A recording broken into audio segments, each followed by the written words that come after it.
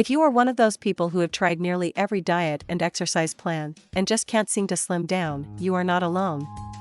We are not going to quote the statistics here, because you are not a statistic, you are a person with a goal. There are many reasons for people to fail at weight loss, and often, it may have nothing to do with diet and exercise. Quite often, people who want to lose weight fail to consider the possibility that there may be a mental block or series of habits to be overcome.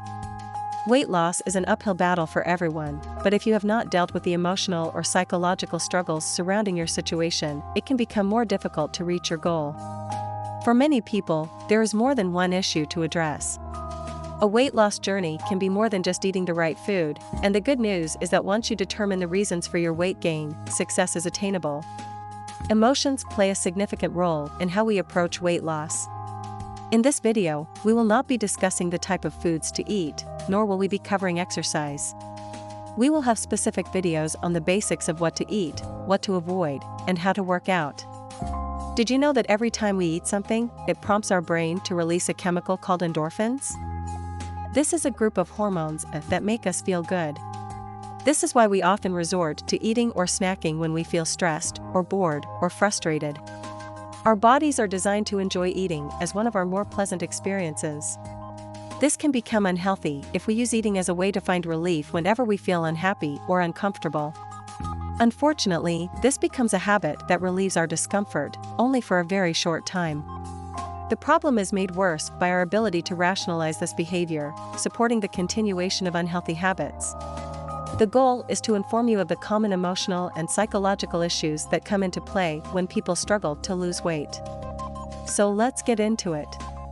All or nothing thinking keeps a lot of people from achieving their weight loss goals. Many people find themselves walking a thin line when they diet. They either stick to the plan perfectly or fall off the wagon completely. Psychologists call this cognitive distortion. People who apply all or nothing thinking to their weight loss journey believe that they are either a complete success or a total failure based on their food choices. This type of thinking can keep you from returning to healthy eating patterns simply because you experienced a small indulgence. Typically, all or nothing mentality causes people to give up and go back to overeating, based on the assumption that their diet is a complete failure. The reality of dieting is that you will experience failure and success of some type nearly every day. Some days you will feel great and successful, some days you will not see any improvement, and some days you will not meet the challenge. One of the most exciting elements in sports is watching a team or competitor come from behind to win the game. It would be ridiculous if they quit as soon as the opponent scored. Stay in the game, don't give up if you gain weight or because you couldn't resist that extra slice of chocolate cake. Negative body image is another major hurdle for many. The most obvious goal for weight loss is to change your body size and body shape. There is nothing wrong with wanting to improve your health or your appearance. But negativity about your body image can hinder the weight loss process. This is because we make the mistake of confusing body image with self-worth. Everyone has something about themselves that they would like to improve. Someone might struggle with being a good housekeeper, but they are an excellent school teacher, where their classroom is neat and orderly. Your boss may be too grumpy at work, but he might be a great husband and father. In other words, our self-worth does not consist of only the areas we want to improve. If you need to lose weight, your value is not determined by your body's shape, size, or even the food that you eat. Try to focus only on the goal of reaching and maintaining a healthy weight. Stress is the primary reason that comfort food got its name. In times of stress, many people use food as the best way to calm their emotions. This is a strategy that is common in people of all shapes and sizes. However, it becomes a problem when you are trying to lose weight, and eating is your only way to cope with stress. It's not just overeating that can be problematic. Studies show that our food choices are likely to change when we feel stressed or anxious. We tend to turn to foods that are higher in calories and added sugar. Additionally, when we are stressed, our body produces more cortisol, which has been determined to lead to weight gain. Stress can be a big roadblock for people trying to lose weight or get healthier. Depression can be problematic as it relates to weight. Research has suggested that simply the perception of being overweight increases psychological distress that can lead to depression. Depression-related symptoms such as sleeplessness or fatigue can make weight loss more difficult.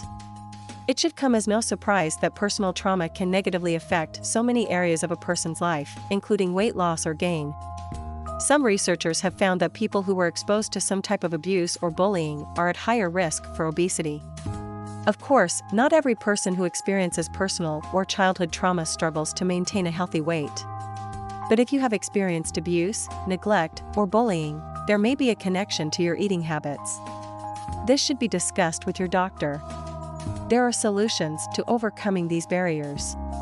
By now, you may be thinking that some of the common psychological barriers we have mentioned look familiar to you. It is not unusual to experience multiple hurdles on your journey to a healthy weight. Each of the tips and suggestions we will offer can address multiple barriers. These suggestions can also serve as healthy strategies for lifelong wellness. Consider giving one or more of these solutions a try. Keep a journal. Avoiding stress is not always possible. Keeping a journal will help you to identify stress triggers. It will also help you to avoid certain situations or people that can undermine your success. In short, keeping a journal helps you look at your journey as a whole. You will be able to see the successes along with the failures. It can help take you out of the emotion of the moment. There are different ways to use a journal. For instance, you can simply log your food and water intake to keep track. You can also use it to write out your feelings or thoughts as a constructive way to identify stress triggers. Do you have the habit of overeating or eating unhealthy foods when you are in certain environments or around certain people? A journal can help you to identify those circumstances so that you can limit your exposure or avoid them completely. Take your time and make small changes. All or nothing thinking can prevent you from sticking to your food plan. This is why it is best to consider taking small steps and setting short-term goals. Identify one or more healthy changes that are reasonable and attainable.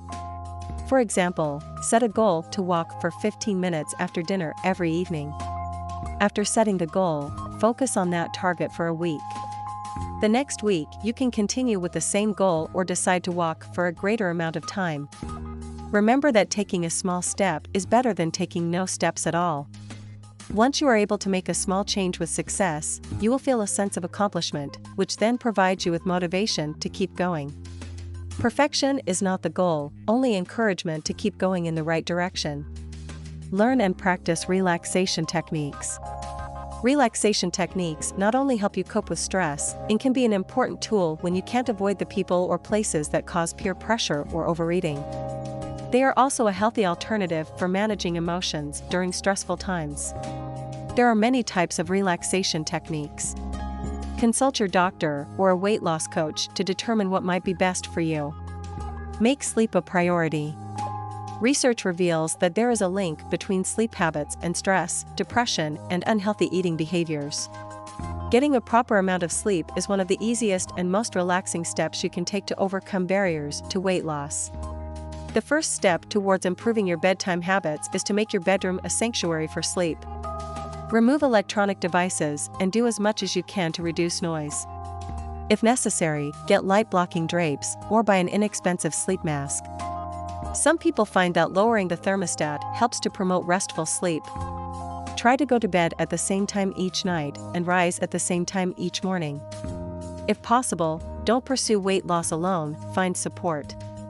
There are many experts who are specially trained to deal with the issues that may be standing in the way of weight loss success. Consider looking for a weight loss coach or a behavioral health specialist who is skilled at treating the emotional causes of overeating and weight gain. You should start your weight loss journey by getting a physical and discussing your plans with your doctor. They may be able to provide a referral. If not, there are other ways to find weight loss support. If your circumstances prevent you from seeing a behavioral health specialist, consider using one of the newly developed apps or websites that provide health counseling and support through your devices. There are also many online support groups. We have enjoyed bringing you another video, and thank you for watching this to the end. The tips and suggestions mentioned in this video are for general information purposes only, and should not be construed as professional medical advice. If you are struggling unsuccessfully to lose weight, you could be struggling with barriers to weight loss. It is also possible that your body is already at a healthy weight, and weight loss is unnecessary. It's important to consult with your physician to ensure that you have a clear understanding of your personal situation from a medical or mental health standpoint. Is there a particular subject that interests you regarding a healthy lifestyle after 40? Leave us a comment and we'll be happy to put together a video.